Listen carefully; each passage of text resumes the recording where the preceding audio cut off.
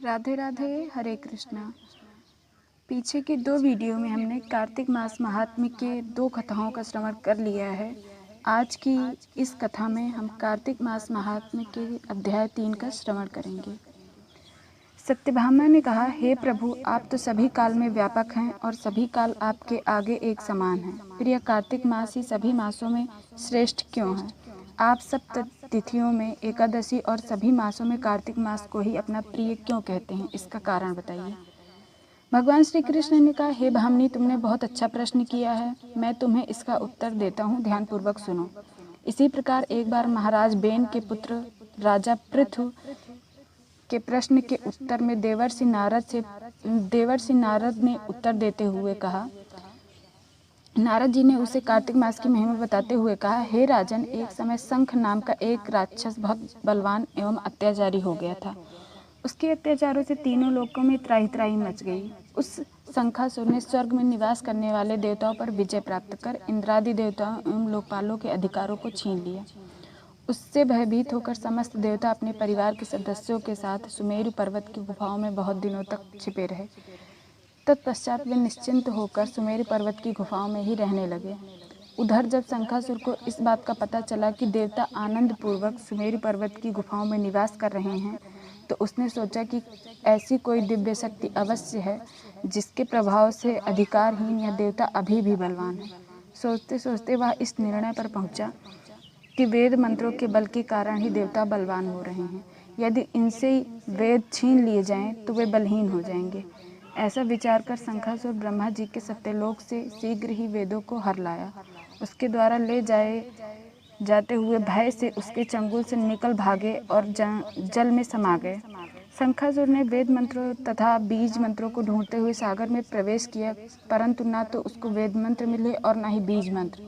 जब शंखासुर सागर से निराश होकर वापस लौटा तो उस समय ब्रह्मा जी पूजा की सामग्री लेकर सभी देवताओं के साथ भगवान विष्णु की शरण में पहुँचे और भगवान को गहरी निद्रा से जगाने के लिए गाने बजाने लगे और धूप गंध आदि से बारंबार उनका पूजन करने लगे।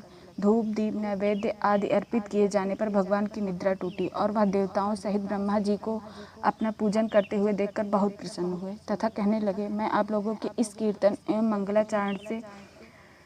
मंगलाचरण से बहुत प्रसन्न हूँ। आप अपना अभीष्ट वरदान मांगिए, मैं अवश्य प्रदान करूँगा।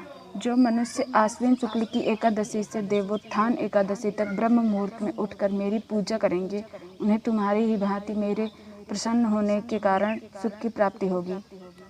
आप लोग जो पाद्य अर्घ्य आचमन और जल आदि सामग्री मेरे लिए लाए हैं, वे अनंत गुणों वाली होकर आपका कल्याण करेगी। शंखासुर द्वारा हरे गए संपूर्ण वेद जल में स्थित हैं।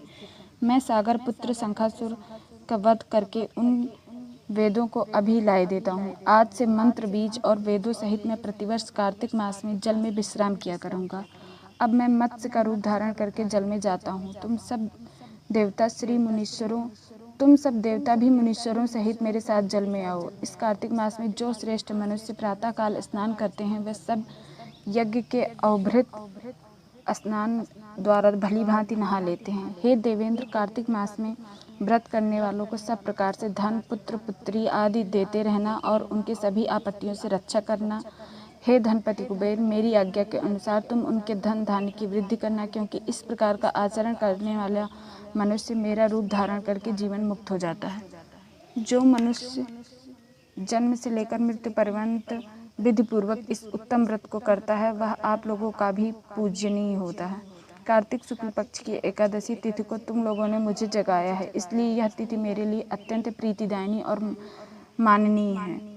हे देवताओं, यह दोनों व्रत नियम पूर्वक करने से मनुष्य मेरा सानिध्य प्राप्त कर लेता है। इन व्रतों को करने से जो फल मिलता है वह अन्य किसी व्रत से नहीं मिलता। अतः प्रत्येक मनुष्य को सुखी और निरोग रहने के लिए कार्तिक महात्म्य और एकादशी की कथा सुनते हुए उपर्युक्त नियमों का पालन करना चाहिए।